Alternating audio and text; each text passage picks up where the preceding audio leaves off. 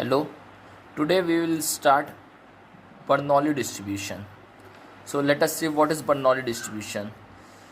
A discrete random variable x is said to follow Bernoulli distribution with the parameter p if its PMF is given by p of x is equals to p raised to the power x q raised to the power 1 minus x for all x is 0 and 1 and otherwise 0.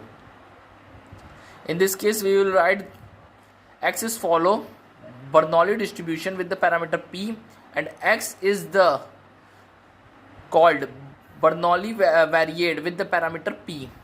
Okay यहाँ पे x एक discrete random variable है जो कि follow करना है Bernoulli distribution को. Parameter वहाँ पे p है तो हम लोग उसका PMF प्रोबेबिलिटी मास फंक्शन हम लोग उसका ऐसे बता सकते हैं कि probability mass function of x is equals to p raise to the power x q raise to the power 1 minus x where x is from 0 and 1 and 0 होगा otherwise की कंडीशन में. इसका फिजिकल इंटरप्रिटेशन ये है कि let us suppose we have conducted a random experiment having the two possibility, one is success and other is failure.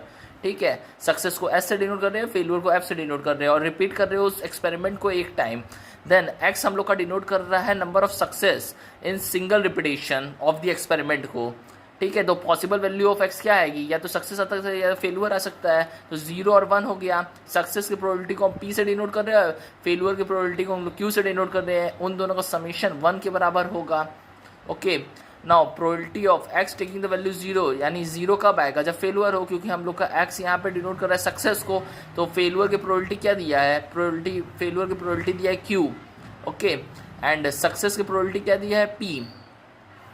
इसे हम लोग इक्वेशन 1 कंसिडर करेंगे. Now we write following as p is equals to x taking the value small x is equals to p की power x एंड q की power 1 minus x where x is taking the value from 0 and 1, like ये 0, यहाँ पे ये 1 और otherwise की condition में 0 होगा. Thank you. Now start binomial distribution. Let us consider a discrete random variable x is said to follow binomial distribution with the parameter n and p, then its PMF probability mass function is just denoted by p of x. यहाँ पे capital x जो होगा वो random variable को denote करेगा, small x जो होगा वो वैल्यूज को डिनोट करेगा. Then p of x is equals to ncx p raised to the power x and q raised to the power n minus x where x taking the values from 0 to n and otherwise 0. This is your PMF of binomial distribution. In this case we write x is following binomial distribution with the parameter n and p where x is said to be a binomial variate.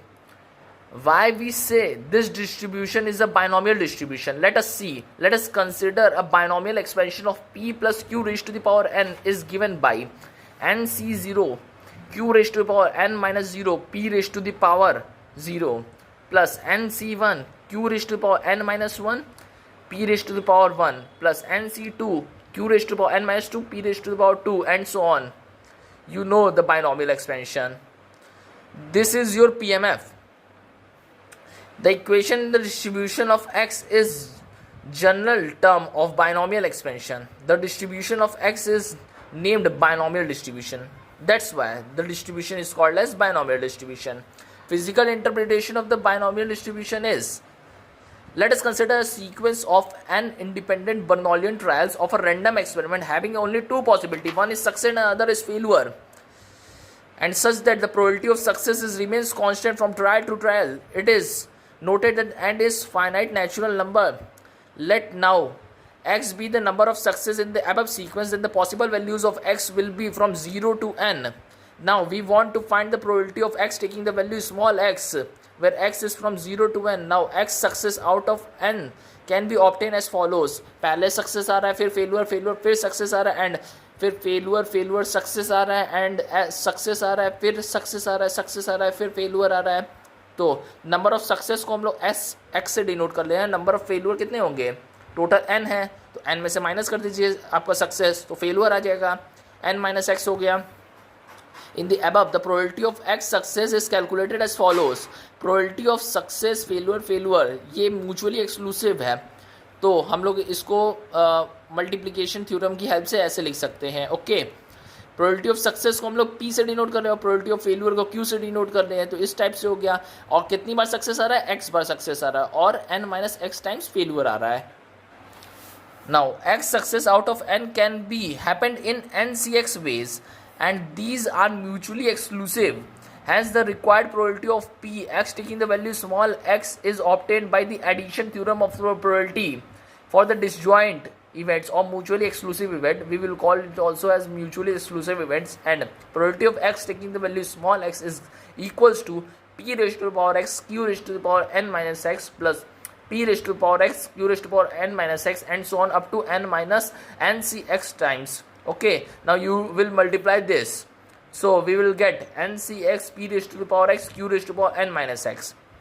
Note, an important note is that x is follow binomial distribution, then its PMF is given by this. We already know.